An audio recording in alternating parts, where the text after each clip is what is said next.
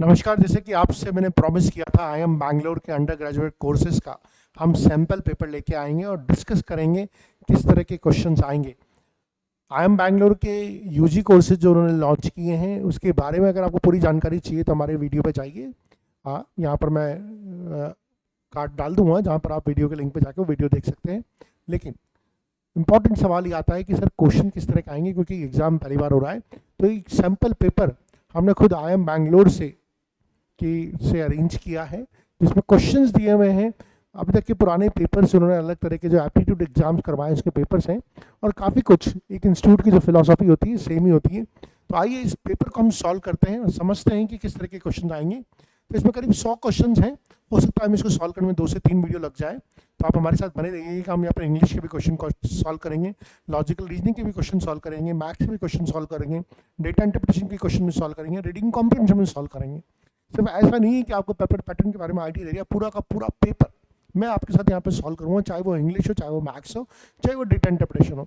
तो पहला क्वेश्चन है, ये क्लोज टेस्ट बोल सकते हैं इसको, ठीक है। तो एक यहाँ पर हमें जो राइट वर्ड है वो डालने हैं। सो आप मेरे साथ साथ पढ़ सकते हैं, वीडियो को पॉज कर सकते हैं, खुद भी ट्राई कर सकते हैं, ठीक है। ज़्यादा अच्छा होगा एक बार खुद भी आप वीडियो को पॉज करके ट्राई कीजिए।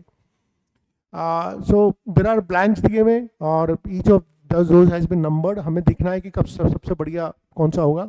For half a century Peter Drucker has been the teacher and advisor to senior managers in business, private organisations, service organisation, government, sometimes called the godfather of the modern management. Peter Drucker बहुत बड़े management गुरु माने जाते हैं। ही, तो यहाँ पर हमें दिया हुआ है ही an acute understanding of socio economic with practical insights. तो देखिए कहीं ना कहीं दो चीज़ों के बारे में बात करें, acute understanding of social economic with practical insights, ठीक है। सो एक चीज़ है विद प्रैक्टिकल इंसाइट, तो आप देखिए क्या कोएग्जिस्ट, कंबाइंस, कोऑपरेट्स, कोऑर्डिनेट्स। तो सबसे बढ़िया दिख रहा है क्योंकि उनके पास अंडरस्टैंडिंग है सोशो इकोनॉमिक की विच कंबाइंस विथ प्रैक्टिकल इंसाइट्स।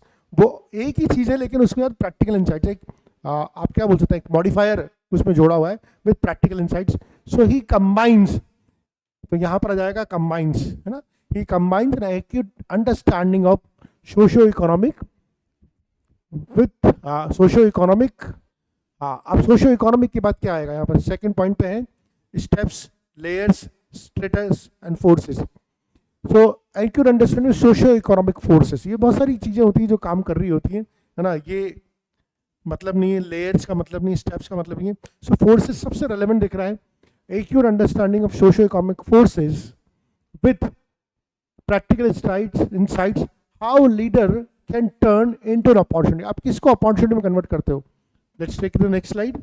किसको अपॉर्चुनिटी में कन्वर्ट करते हो आप? लेट्स से किसको अपॉर्चुनिटी में कन्वर्ट करते हो? टर्बुलेंस को, पावर को, एडवोकेसी को, अथॉरिटी को। ऑब्वियसली आप टर्बुलेंस को ही कन्वर्ट करते हो। सॉरी, मुझे पेन सेलेक्ट करना पड़ेगा।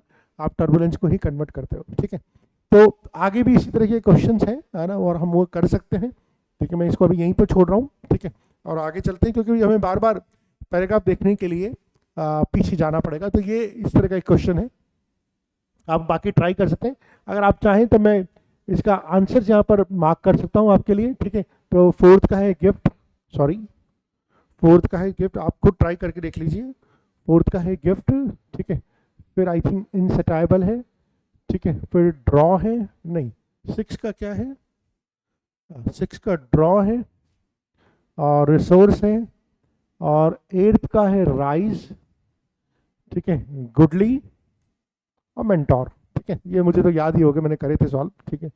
तो ये आंसर्स है, आप पीछे के पैराग्राफ से इसको मैच कर सकते हैं, ठीक है।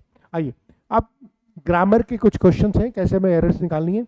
Read each sentence to detect whether there is any error in it. Each sentence is divided into 3 parts, 1, 2 और 3, और अब there is no error then you will be the part of the answer. 4 आपको answer करना है, ठीक है।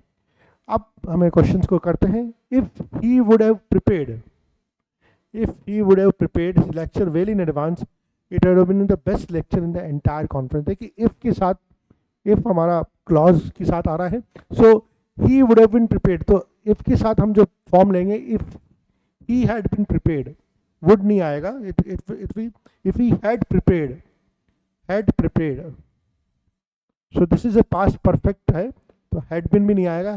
if he had prepared, ठीक है. So if he had prepared his lecture well in advance it would have been the best lecture in the entire conference. तो ये if के जो 3 बेसिक रूल्स है उन पे बेस्ड है. ठीक है. सो अगर would have been the best lecture, would have been आ रहा है तो इफ के साथ जो पहला क्लॉज आएगा वो पास्ट परफेक्ट का आएगा. So we had prepared. While going to the office yesterday, I suddenly realized that I have forgotten the key. So देखिए कल की बात कर रहा है. While going to office yesterday, I suddenly realized that I have forgotten. ये present perfect है, ये प्रेजेंट परफेक्ट नहीं आएगा, ये भी पास्ट परफेक्ट आएगा. I had forgotten. ठीक है. तो इसका भी सेकंड रॉन्ग है. No other library in the town has so many books which belong to different or disciplines as this library. ठीक है. तो इसमें कोई एरर नहीं है. there is no error, है ना. इसमें कोई एरर नहीं है, हम इसको छोड़ सकते हैं. people pay tribute to him on account of his dedicated and selfless service for the nation and its people. देखिए कभी भी for the nation नहीं आता, it's always a to the nation. to the nation आता है. तो ये preposition error है आपकी, to the nation आएगा. ठीक है. तो यहाँ पर 4 की जगह 2 आ जाएगा. So this was about English section. कुछ सिनोनिम्स और एंटीनिम्स के भी क्वेश्चन देख लेते हैं. ठीक है. आइए, हमें यहाँ पर क्या पूछा है, क्वेश्चन नंबर 15 to 19 में पूछा है choose the word which is most clearly the same in meaning to the word, यानी कि सिनोनिम के बारे में पूछा है. अब हम देखते हैं. डॉर्मेंट. डॉर्मेंट मतलब क्या होता है? आलसी, इनएक्टिव, डल. ठीक है. और इसका सिनोनिम क्या हो जाएगा? प्रॉस्परस नहीं, हार्मफुल नहीं, जेंटल नहीं, क्वेसेंट, है ना. क्वेसेंट. तो ये क्वेश्चन भी वही होता है, इनएक्टिव, डॉर्मेंट. तो ये बिल्कुल सही है. ठीक है. जर्मेन. ठीक है. Germane. Now what is germane? Germane का मतलब होता है पर्टिनेंट, रेलेवेंट. जर्मेन का मतलब होता है पर्टिनेंट या रेलेवेंट. सो पर्टिनेंट बिल्कुल सही है. ठीक है. अकस्टम नहीं, प्रीजुडिस, बायस्ड, अट्रैक्टिव नहीं. तो जर्मेन का मतलब होता है रेलेवेंट. तो पर्टिनेंट बिल्कुल सही है. थर्ड वर्ड है हमारे पास लेकॉनिक. लेकॉनिक का मतलब होता है कंसाइज, समरी. और यहाँ पर है एक्सपेंसिव, तो बिल्कुल गलत हो जाएगा, अपोजिट हो जाएगा. ऑपरेशन रियलिस्टिक मतलब नहीं. टर्स. टर्स भी मतलब होता है कि बिल्कुल, है ना, संक्षिप्त बात, बिल्कुल कंसाइज बात. तो टर्स और लेकॉनिक बिल्कुल सिमिलर है. प्रोडिजियस. नेक्स्ट आता है प्रोडिजियस. ठीक है. सो प्रोडिजियस मतलब होता है कि प्रोडिजियस मतलब आप कैसे बोलेंगे? प्रोडिजियस मतलब हो जाएगा एक्स्ट्रा ऑर्डिनरी, है ना, वो तो ना प्रोडिजियस. सो इसका मतलब हो जाएगा आउटस्टैंडिंग. ये काफ़ी क्लोज है. ड्रामेटिक तो मतलब नहीं है, वेस्टफुली मतलब नहीं है, फिनोमिनल ये ज़्यादा क्लोज है, ये ज़्यादा क्लोज है. सो दोनों क्लोज लग रहे हैं मुझे. आउटस्टैंडिंग और फिनोमिनल ज़्यादा क्लोज लग रहा है, बट येस हमें किसी एक को पिक करना है तो हम फिनोमिनल को यूज करते हैं. प्रोडिजियस का सिनोनिम. मेलनकॉलिक. मेलनकॉलिक वो होता है ना जो बिल्कुल सैड मूड होता है ना. जैसे आपने देवानंद टाइप पिक्चर देखी हो, तो देवानंद की जो पिक्चर थी कौन सी, देवदास, वैसे ना मेलनकॉलिक मूड. तो वैसे वाला जो मूड होता है, जो ग्लूमी मूड होता है, ग्लूमी मूड होता है. या ये तो गलत है, डेरोगेटिव भी गलत है, पॉजिटिव भी गलत है. ठीक है. सो मेलनकॉलिक. ये सिनोनिम के और एंटोनिम के क्वेश्चन है. और ये आई एम बैंगलोर की साइट से हमने एक सैम्पल पेपर को उठाया है जिसको हम यहाँ पर स्टडी कर रहे हैं. आइए अगला सवाल अगला क्वेश्चन लेते हैं. अब जो क्वेश्चन है मेरे ख्याल से ये हमारे पास एंटोनिम्स के हैं. यस. इसमें अपोजिट निकालना है. एसिडियस. एसिडियस मतलब क्या होता है? एसिडियस मतलब होता है जो बहुत हार्ड वर्किंग हो, डिलीजेंट हो. डिलीजेंट हो, हार्ड वर्किंग हो. अब इसका हमें एंटोनिम निकालना है ना. टिमिड. टिमिड मतलब तो होता है कमजोर, उसका मतलब नहीं है. प्रिकैरियस. प्रिकैरियस भी नहीं आएगा. इंडोलेंट. यस. इंडोलेंट होता है लेजी, ये बिल्कुल सही है. इनएलिगेंट ये भी मतलब नहीं है. ठीक है. तो हमारे पे राइट वर्ड मिल गया अपोजिट में, इंडोलेंट. रैम्पेंट. रैम्पेंट मतलब होता है जो कोई चीज़ बहुत ज़्यादा फैली होती है, बहुत ज़्यादा फैली होती है, बहुत ज़्यादा पॉपुलर होती है, उसको बोलते हैं रैम्पेंट. उसका अपोजिट जो होगा वो रिस्ट्रेन हो जाएगा. ये नहीं होगा, ये नहीं होगा. ड्यूबियस मतलब है नहीं. रैम्पेंट फैली हुई, रिस्ट्रेन मतलब कंट्रोल्ड. सेलिब्रियस. ठीक है. सेलिब्रियस बोलते हैं ना, सेलिब्रियस एनवायरनमेंट, सेलिब्रियस कंडीशन, फेवरेबल कंडीशंस को अपन बोलते हैं सेलिब्रियस. तो सेलिब्रियस का अपोजिट हो जाएगा अनफेवरेबल. अनफेवरेबल कंडीशंस, है ना. तो ये हमारा हो गया अब चलते हैं अगला।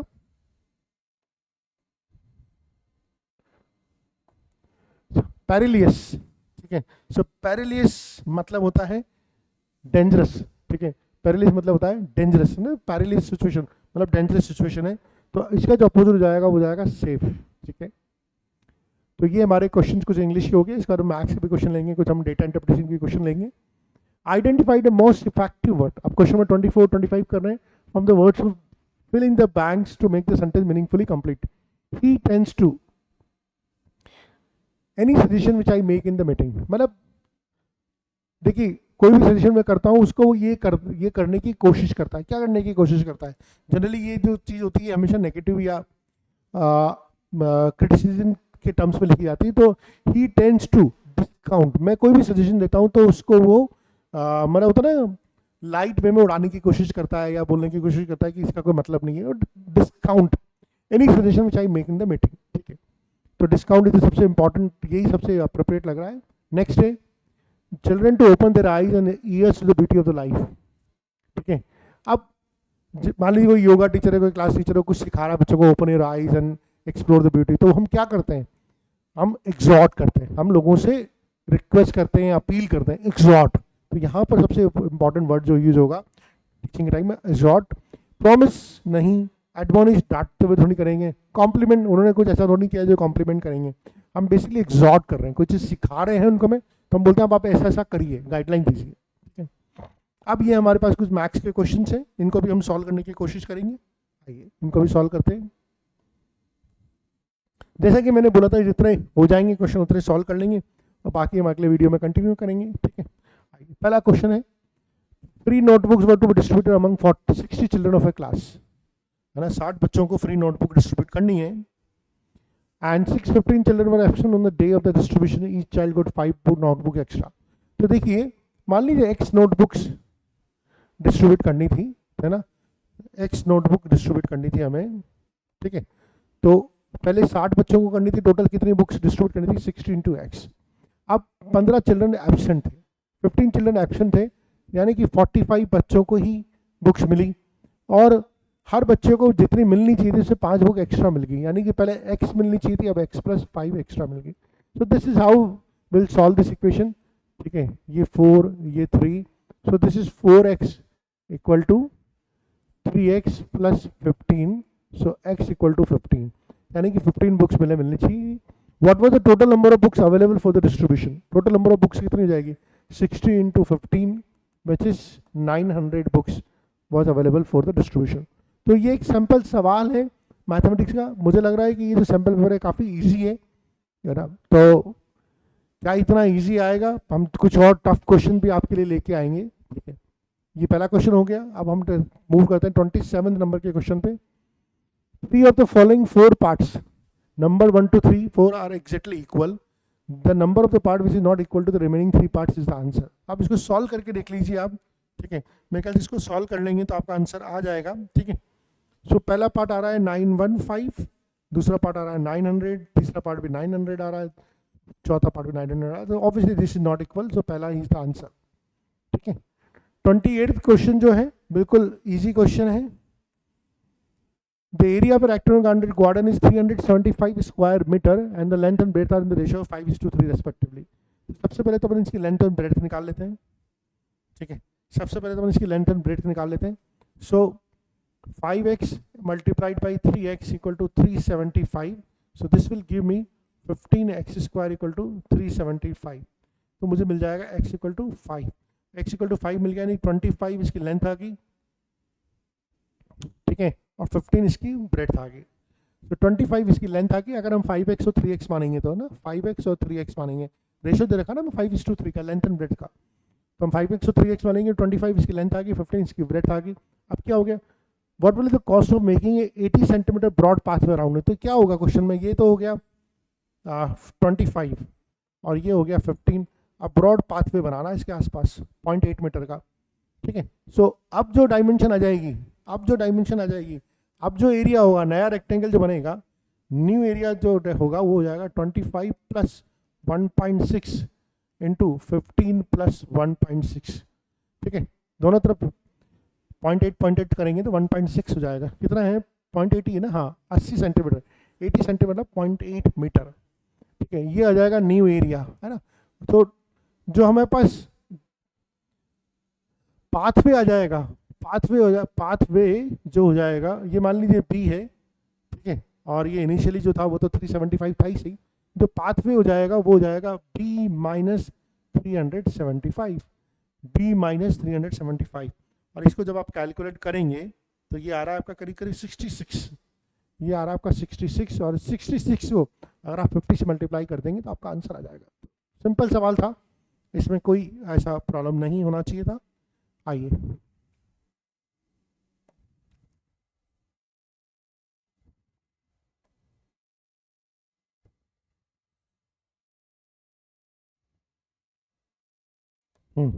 next 29, in how many different ways the letters of the word orange be arranged so that the three vowels never come together। तो ये पीएनसी का सवाल है, बहुत सिंपल सवाल है, ऑरेंज के लेटर्स को अरेंज करना है ना। तो हम पहले तो लिख लेते हैं ऑरेंज, इसमें पहले तो वॉवेल्स निकाल लेते हैं, वॉवेल्स हो जाएंगे ए ओ ई, ये वॉवेल्स है हमारे, है ना, ये और ये वॉवेल्स हैं। अगर इनको हमेशा ये कभी भी तीनों साथ नहीं आने चाहिए, तो पहले तो इनको तीनों को साथ रख लो, फैक्टोरियल 3 तरीके से इन तीनों को आपस में एक साथ अरेंज कर सकते हैं। अब हमें मालूम है, तो पहले तो हम इनको साथ रखने के केसेस को बना लेते हैं कि अगर इनको साथ रखेंगे तो क्या होगा।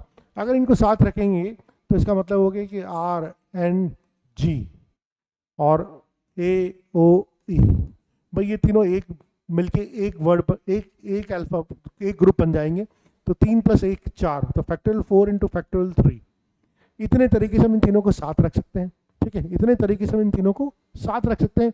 और टोटल पॉसिबल परमुटेशन ऑरेंज को अरेंज करने के फैक्टोरियल 6, तो factorial 6 - factorial 4 × factorial 3, this is how we are going to do it, है ना। तो फैक्टोरियल 6 तो टोटल परमुटेशन है ऑरेंज को अरेंज करने का, फैक्टोरियल 4 × फैक्टोरियल 3 वो परमुटेशन है जिसमें तीनों वोवल साथ आते हैं, और उन सब में से तीनों वोवल साथ आने वाले केस माइनस कर देंगे तो हमारे पास वो सारे परमुटेशन आ जाएंगे जिसमें तीनों साथ नहीं आते हैं। So this is how we are going to solve this question. एक और ले लेते हैं, है ना, और फिर हम वीडियो को पॉज करेंगे, फिर अगले वीडियो में आपको और डिटेल्स में ले लेंगे क्वेश्चंस को। Okay, in how many compound interest occurred on an amount of 10,000 rupees in 2 years was 3,225, what was the rate of interest per annum। तो कंपाउंड इंटरेस्ट इस पर आया है, तो इसका मतलब है कि अमाउंट हो गया है 13,225, है ना। प्रिंसिपल कितना था 10,000 रुपीज, टाइम पीरियड कितना है 2 years, रेट ऑफ इंटरेस्ट पूछा है हमसे। अमाउंट का फॉर्मूला होता है ये P × 1 + R/100 की पावर स्क्वायर, है ना, T यहाँ पर T2 है, तो अमाउंट हो गया 13,225, 10,000 1 + R/100 की पावर स्क्वायर। इसको सॉल्व कर लेगा, दिस इज 1.32, दिस इज 1.3225, ठीक है, इक्वल टू 1 + R/100 का स्क्वायर, और इसको हम बोल सकते हैं 1.15 का स्क्वायर, 1 + R/100 का स्क्वायर।